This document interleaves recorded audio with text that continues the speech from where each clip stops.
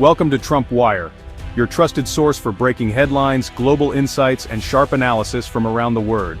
If you're new here, don't forget to hit that subscribe button and turn on notifications so you never miss an update. In September 2025, the world's attention fixed on Beijing. It wasn't just another summit. China, under Xi Jinping, was announcing a new era. A powerful alliance was forming, openly challenging decades of US dominance. This was no subtle shift, it was a bold, orchestrated show of strength.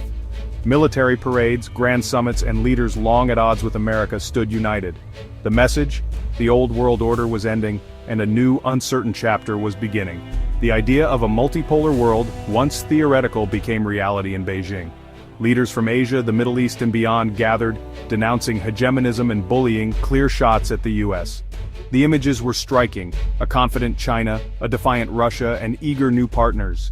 This was the result of years of planning by China and Russia, both feeling constrained by the American-led system. They've built alternative structures for security, trade, and diplomacy. The Shanghai Cooperation Organization summit was the centerpiece, uniting countries representing a massive share of the world's population. Their goal: a future where Washington's rules no longer dominate. For the US under President Trump, this was a sobering reality.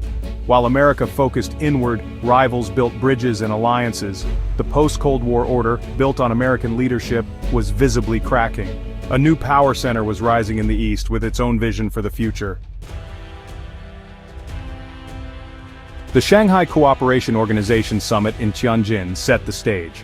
President Xi called for resistance to Cold War mentality, directly challenging the US. Putin and other leaders eagerly agreed, signing a document outlining shared goals.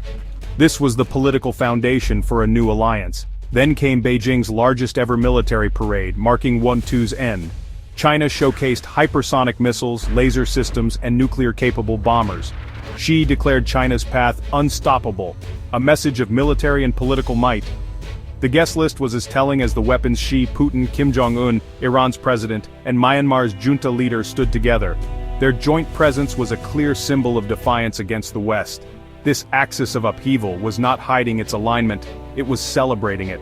The summit provided diplomatic legitimacy, the parade, hard power.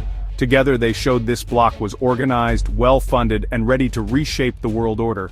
The world saw not just talk, but the military capacity to back it up. Old alliances were being replaced by new, assertive partnerships. The message: this alliance was here to stay. The international order was shifting before the world's eyes. As Beijing celebrated unity, the US looked more isolated than ever. President Trump's response was to criticize the parade and downplay the summit's significance. His administration insisted on foreign policy successes, but the images from China told a different story. America First policies have come at a steep cost, alienating allies and undermining partnerships. Trump prioritized transactional deals over maintaining alliances, neglecting groups like the Quad. Instead, he focused on a trade deal with Beijing, confusing allies and raising doubts about US reliability. Aggressive trade wars and questioning NATO's value created a vacuum on the world stage. As America pulled back, China and Russia stepped in, offering predictable economic partnerships. The result: American influence is visibly waning. Once the indispensable nation, the US now finds others hedging their bets. Nations are building ties with Beijing and Moscow, unsure if they can count on Washington. The summit in China was a clear sign of this trend. These leaders weren't just opposing the US, they were building a world that doesn't depend on it. Trump may see his policies as strengthening America, but to the world, it looks like America is choosing to stand alone. The consequences are profound and lasting. India's shifting stance is one of the most significant changes in this new landscape. Once a key US partner in Asia, India is now moving closer to the China-Russia axis. The breakdown began with Trump's heavy tariffs on Indian goods, punishing India for buying Russian oil.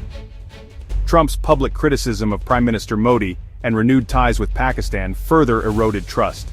Meanwhile, China made overtures, condemning a terror attack in Kashmir and signaling willingness to be a more reliable partner. Modi responded, attending the SCO summit in China for the first time in years. His meeting with Xi was described as fruitful, emphasizing mutual respect. India's pivot is calculated. Modi skipped the military parade with Kim Jong-un, signaling caution. India isn't fully embracing the bloc, but it's rebalancing away from heavy US reliance. The direction is clear. India seeks stability and security through new partnerships. America's unpredictability has pushed India to diversify its foreign policy.